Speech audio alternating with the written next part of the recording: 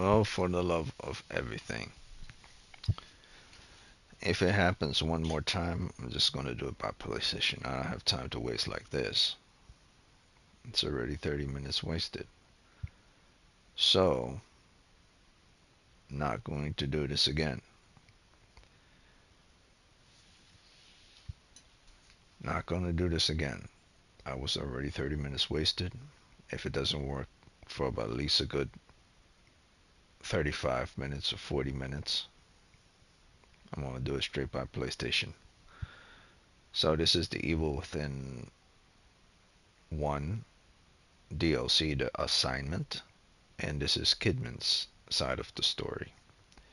Um, a lot of people like this, the first Evil Within.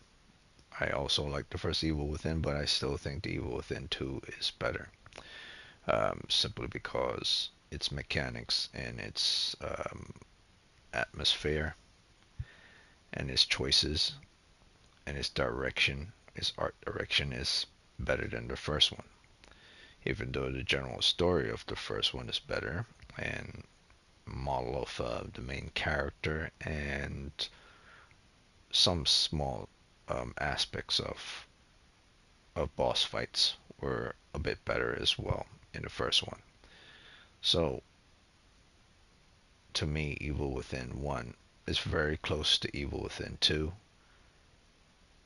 but the main selling factor why Evil Within 2 is better is simply because its gameplay is far more better than Evil Within 1. Its stealth is better. Its enemy AI is better. Its usage of weapon and weapon crafting is better. Everything mechanic and architecture wise and direction of the story wise is better. Whether the story itself is better is not, but the direction, art direction, mechanic direction, gameplay direction, everything other than the story and maybe character dialogues is not better. That's why Evil Within 2 is slightly better than Evil Within 1. Now, when you go to games for story, you have to know, is this a story-based game or is this a story-based game and something else? And the Evil Within has always been both. So, if you put one above the other, that one above the other has to be greater than the other. Because if it's not greater than the other, it will always be halfway. Evil Within 1 story was good, but it was never greater than the actions of the gameplay itself. So it never truly beat out the second game simply because the gameplay was greater than the story too. Um, that's why a lot of people never understood either. Plus the anatomy of the character Castellanos was yeah, I'm gonna do this. Okay, enough. Yeah, I'm probably gonna just continue. Starting to see some lag already. So plus the anatomy of the character Castellanos was done in a specific way simply because he is much older. He has more gray hairs, or his facial structure because he's been drinking and all this, and more bags on the eyes, so he's skinnier based on his age. So he doesn't. He looks like Castellanos, but not like Castellanos because of his condition of his losing his daughter and so on and so forth. So he doesn't look rough and rugged. He looks more broken down, and people never really understood that. They get it, but they always thought he looks like a totally different person, but he still looked the same.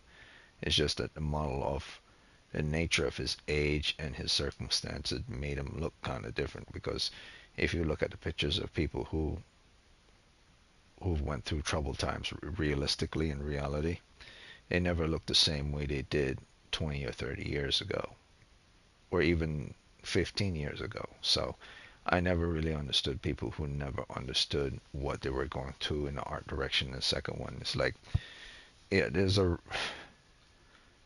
especially when it came to the gameplay, it's like they never understood it. It's like they are really fucking stupid. Um, and this is the best part. is that you know that most streamers who think they know something about video games don't really know anything about video games, because you know that they're not looking at the architecture of the video game. It's an art. Video game is an art form. Story is part of that art form. But video game is never, the story is never the selling factor of a video game. The video game is the selling factor of the video game. Before story was even introduced to video game, it was just the game itself and how it was designed, how it was structured, and how you played it. That sold it.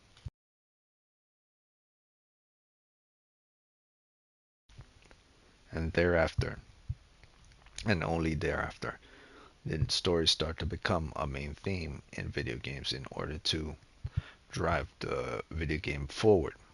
For instance, everyone loved Double Dragon and loved playing Double Dragon, and it didn't need a story, but the story gave the game itself a purpose and a direction rather than it just being a beat up.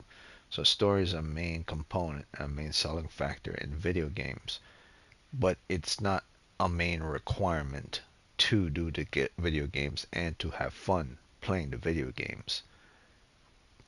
You could just do story based on the actions that people execute and the moments. You could have a silent video game where no one talks and no dialogue is spoken, but the actions that they take sells the game. Story can be done through actions and emotions and behavior. It doesn't require conversation between two characters. It can simply be done through scene actions, and that's where the story exists. The actions that you take, the journey of the character, where they go, what they do, what they're going to achieve, who they fight. That's the story. You don't need conversation and interactions to execute a story. You just need actions. And The Evil Within 1 did that very well. The Evil Within 2 didn't do it so much, but it was present. And The Evil Within 2 just had more superiority with regards to its gameplay and its fun factor. And fun is if you're having more fun in one game than in the other. And that number increased by more than one full or two folds, then that game is simply better because that added more into the game to increase the fun factor and to increase the mechanics of the character and the style of the game. Its puzzles, its actions, its fighting, its stealth as you're progressing slowly towards the end. A lot of people never understood this with The Evil Within 2. A lot of people still don't. And that's why I always laugh at anyone who like always thought that Evil Within 1 is better than 2. But like now the story of Evil Within 1 and characters and dialogue within the story, that's the only thing that's better. Everything else, its architecture, its story, its surroundings, its game design, its mechanics. Do you stand with Mobius? I do. Its atmosphere I made is my choice. less than the second one.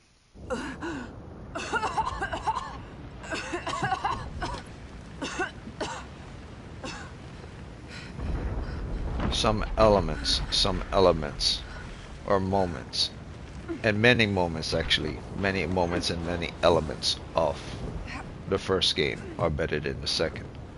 But overall, the mechanics and elements of the second game is better than the first, if you're really paying attention to the art direction.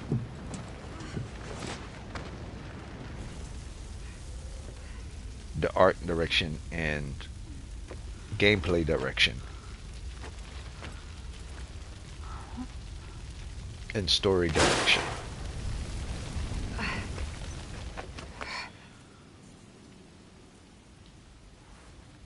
If story is what sells a video game, then every video game that should be based solely on that, then every video game that has a story would suck. No blood. or anything.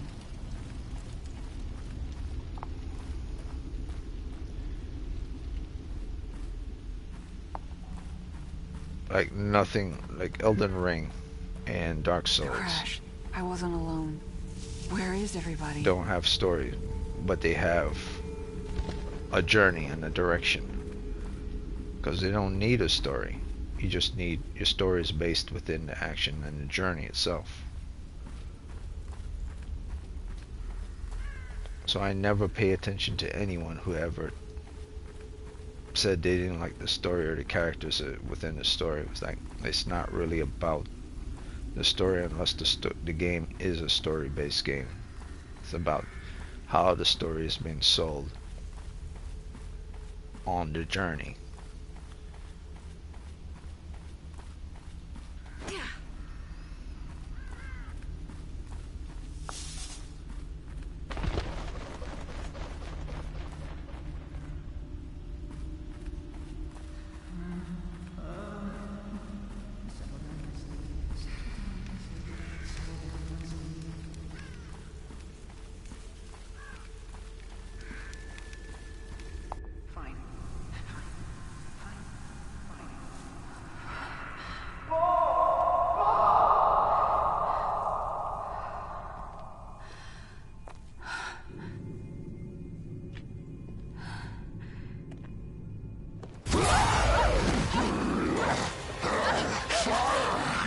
Sorry, detectives. Gives you the creeps up.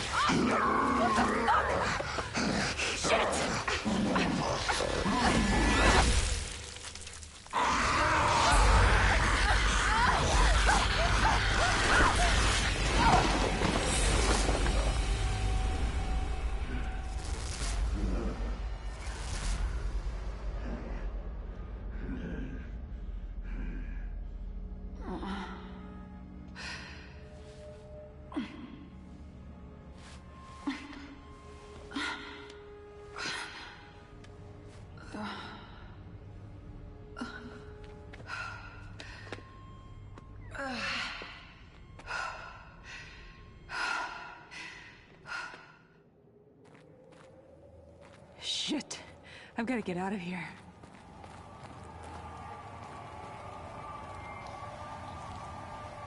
I hope if anyone watches this video, they understand what I mean.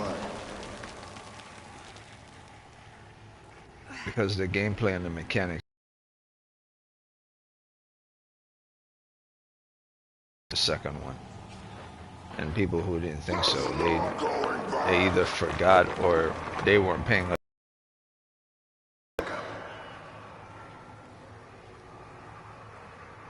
Story is king, but in video games, emphasis on the word game, which means you're playing it. You can't play a story, you just watch a story as the story plays out. The only thing that you can physically play is the game itself. So those things are associated with actions and with mechanics, which means gameplay comes first as the king and the story as the queen. The reverse would be true if it was primarily focused on story as the main character.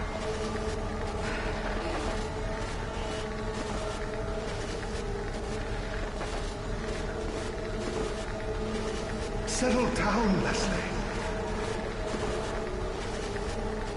Leslie.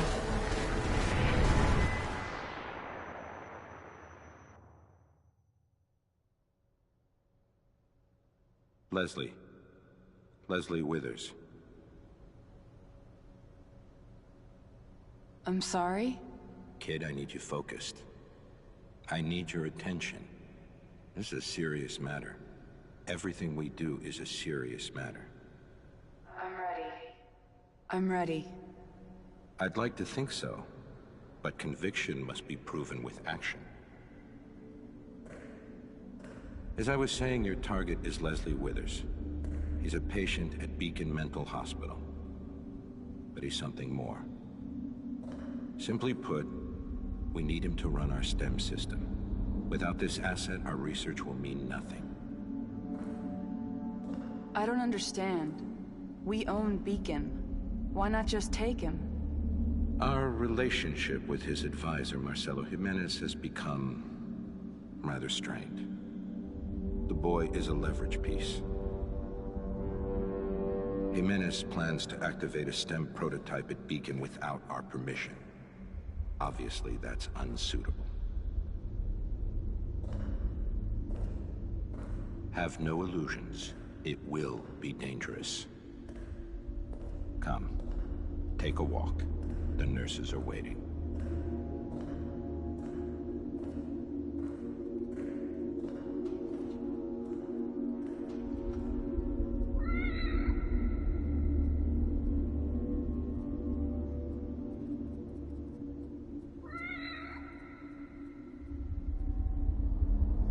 Hey there. Where did you come from?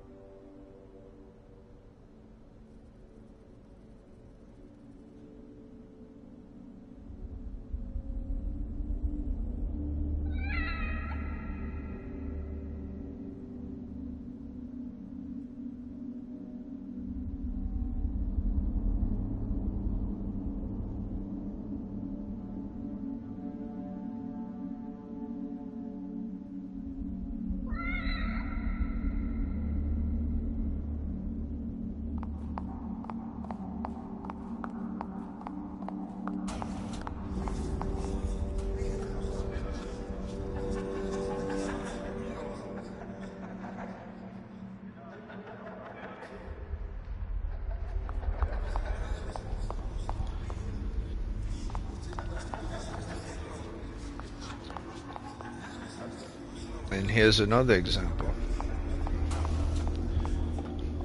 This whole scene right here, with him sitting here, him speaking to her, that could have been completely ignored. She could have spawned here, he could have been sitting here. No dialogue could have been spoken. He could have just looked at her, she could have just looked at him, he could have just got up out of his chair, walked through that door. Give her a piece of paper or something. Information is of the content of actions we done on the paper. She read the paper, walk through here, see this, look at the structure of here and design of this place, because it's more about the architecture of the game, the architecture of the story attached to the game, the architecture of the mechanic attached to the game, and the architecture sculpture of the world itself.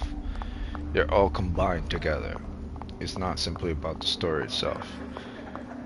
If you walk through here and then all of a sudden you transition to a room, and that would take away from the design of the place, from where she's working, so you would have no information and context in regards to what Mobius is at present and the type of world or the type of people or the type of idea, what they respect more than anything, or what they believe, or the type of characteristics that they represent or how they feel.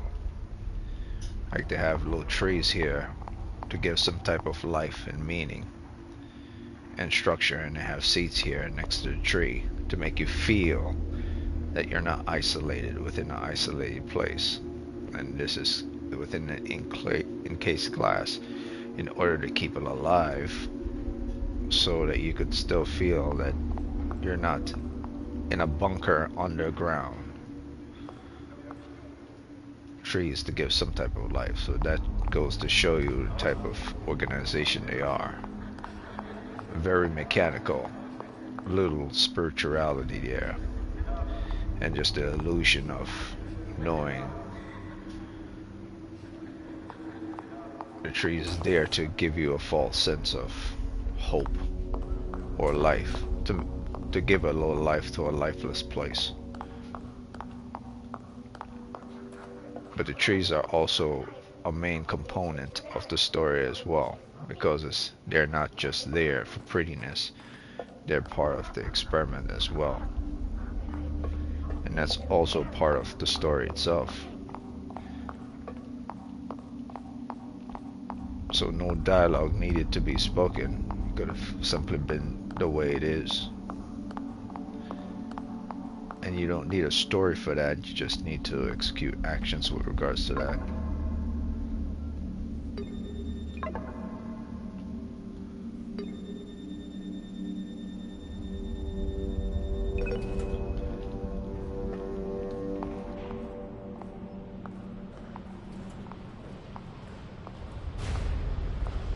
If Jimenez activates the system, you'll be pulled in.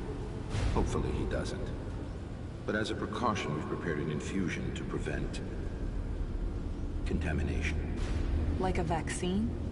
To protect me? More accurately, to hide you. We developed STEM, but there is a ghost in the system. Something we call Ruvik. It means to keep us out.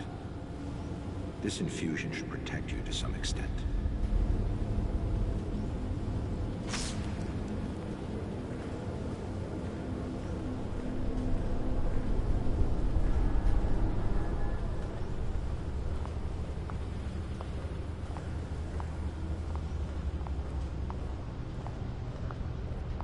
Why send me alone? You won't be alone. You'll be with your team from KPD. You'll get a call on the radio reporting an incident at Beacon. Everything will be arranged. But their consequences of little value. In regards to your mission, they're expendable.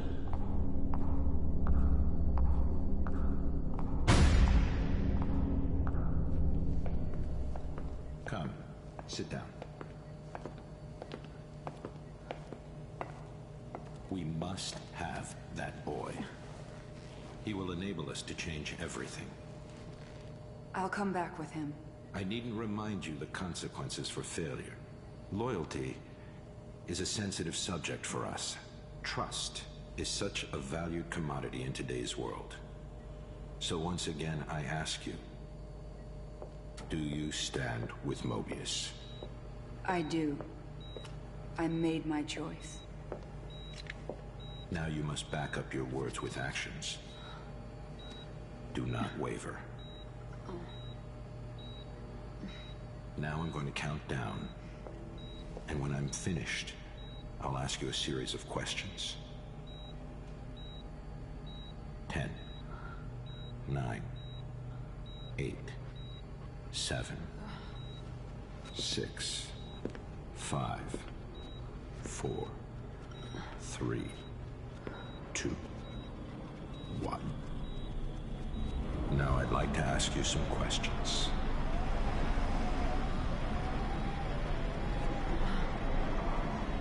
Have you ever felt abandoned by the ones you trusted?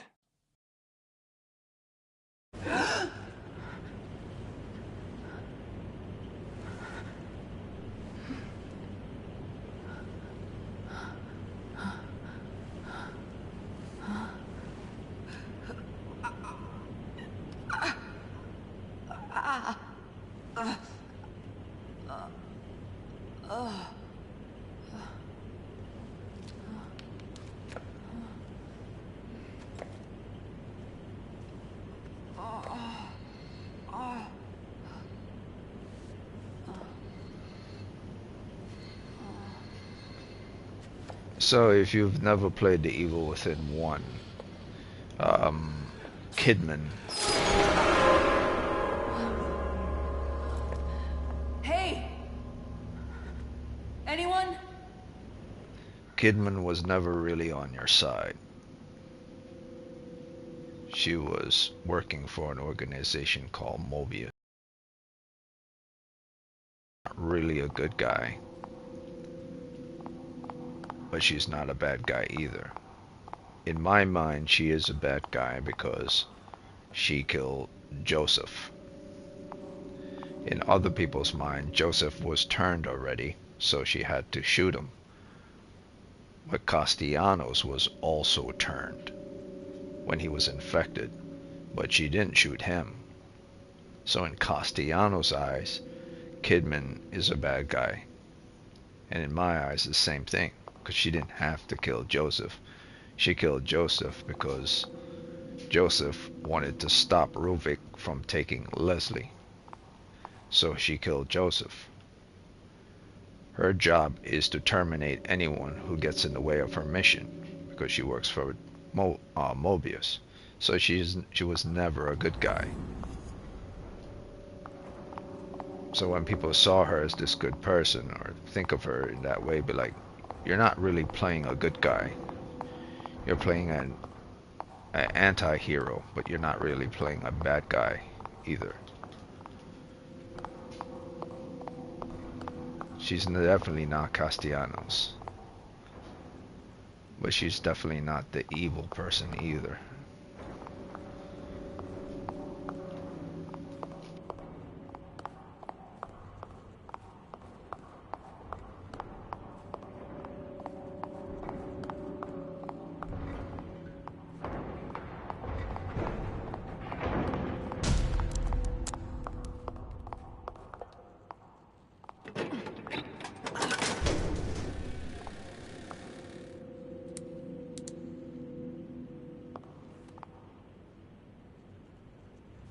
What's going on?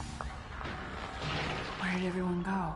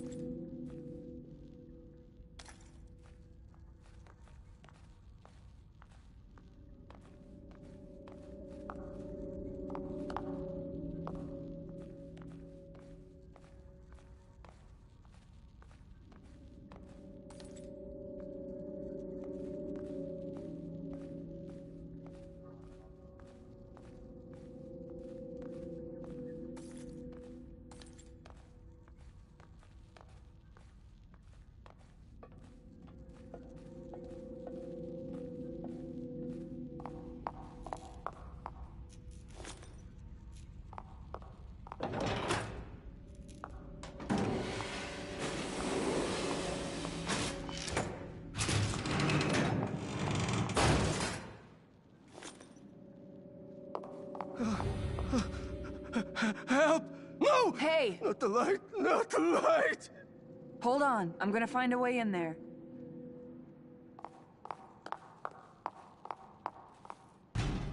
Locked from the inside. Maybe there's another way in.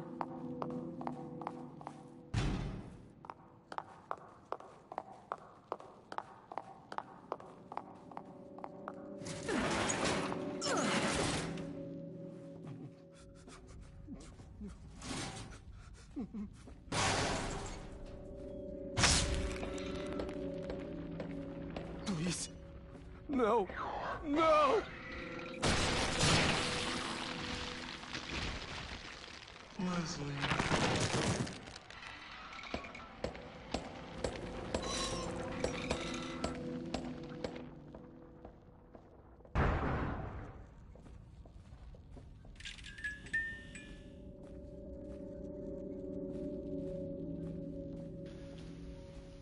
Is another reason why the Evil Within 2 is better. even though the story Evil Within 1 is better. The movement of your Oh, R3 and your shit. L3 What could buttons have done this? are more in sync with the second game than with the first. Here, to look around when I was peeking through that hole, I had to let go of the L3 and only control the R3 in order to look around. And the second game is more smoother. Same as when you're looking behind, the character either turns around or gets out of the way so you could actually see. Attention to details is very important.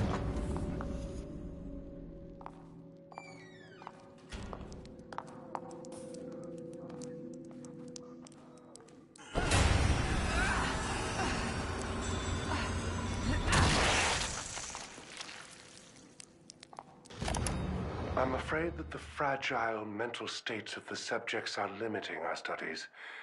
Mobius wants us to move past Beacon patients and onto more stable people. They want to get STEM closer to its intended use. Would they see the world in the same way? Would a sane mind weather the psychically draining experience? I had that dream again. I entered the STEM myself.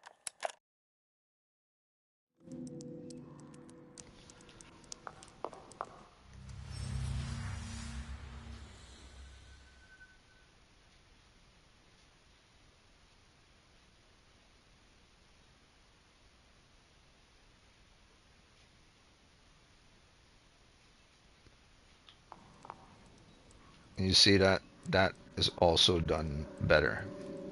The people go into cover, peek around a corner. It's done better in the Evil Within 2.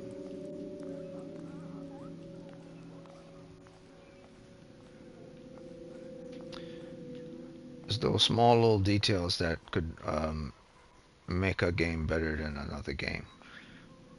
The Evil Within 1 is a better story game and character game, but the mechanics and the gameplay of the Evil Within 2 is superior.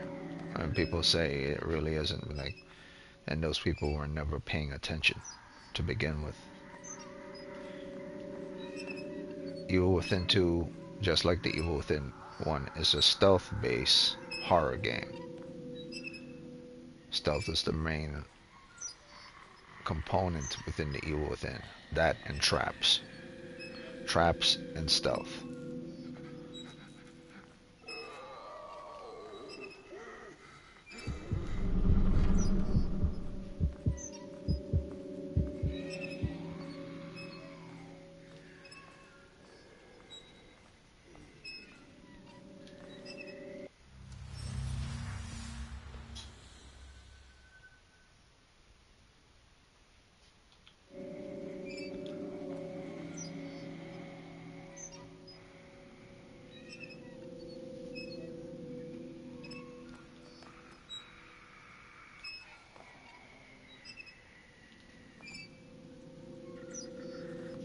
See, this wasn't in the main base game. This came an attachment to the DLC as something that they were experimenting on before they made Evil Within 2.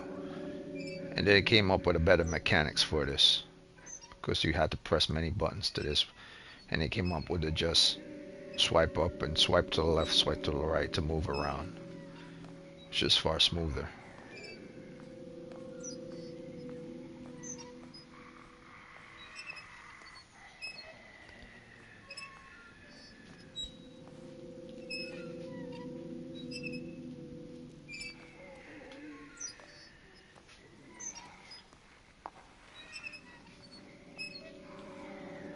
Over here.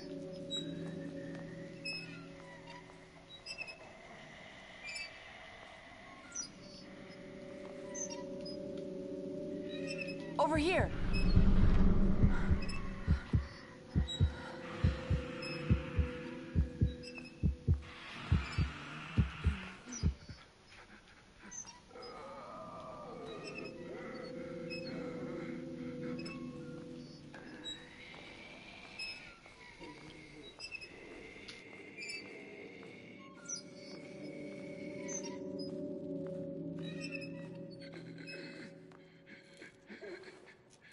Come here.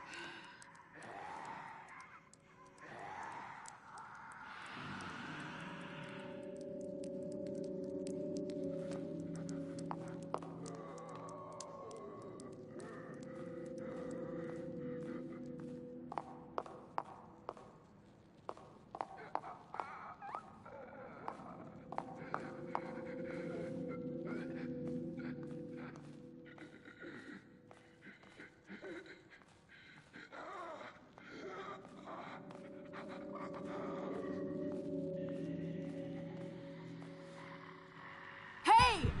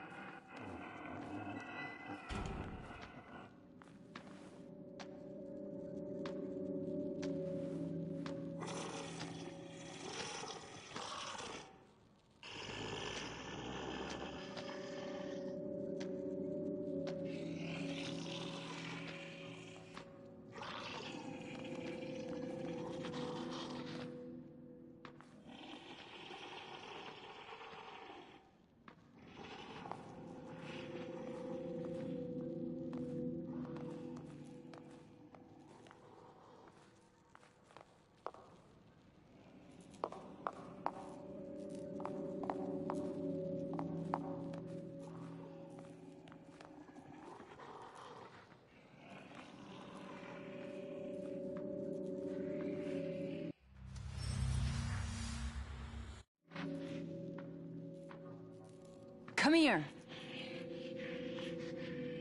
Come here. Come here.